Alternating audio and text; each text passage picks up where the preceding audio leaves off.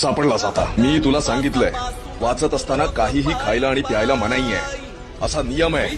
Sir मी फक्त bread butter खाल्लं, मी जेवलो नाही सर. मला वाटतं तुला समजत नाहीये. मी सांगितलंय तुला काहीही खायचं नाही, कळलं तुला? तुला दंड भरावा लागेल. चल. फाईन सर, तुम्ही प्लीज मला समजून घ्यायचा प्रयत्न करा. मी हॉस्टेलवरनं निघतो आणि थेट इकडे येतो. इथे आल्यानंतर मला भूक लागते म्हणून मी ब्रेड बटर खातो. सर तुम्ही मला बघताय ना, लायब्ररी उघडल्यापासून रात्री बंद होईपर्यंत मी इथेच बसलेला असतो सर. आंबेडकर, त्याच्याशी माझं काहीही देणं घेणार नाही. मला कळत नाही तू कॅन्टीन मध्ये जाऊन का जेवत नाहीस? सर कारण मी इथे अभ्यास करण्यासाठी आलोय. मिळालेल्या शिष्यवृत्तीवर शक्य तितक्या कमी वेळामध्ये मेहनत करून मला माझी पदवी मिळवायची सर. हे सगळे संदर्भ ग्रंथ मला वाचायचे, मला नोंदी करायच्या, त्या नोंदींच्या आधारे मला माझा थिसिस तयार करायचा सर. भारतामध्ये खूप लोक माझ्या पाठीशी उभे आहेत, त्या सगळ्यांना मी निराश नाही करू शकत सर. आणि मला माझ्या ध्येयापासून हालायचं सुद्धा नाहीये. अहो सर फाईन, तर मी फाईन कुठली भरतोय? तर मी 2 वेळेचं जेवू सुद्धा शकत नाहीये. मी कुठनं फाईन देणार आहे तुमची, मला सांगा.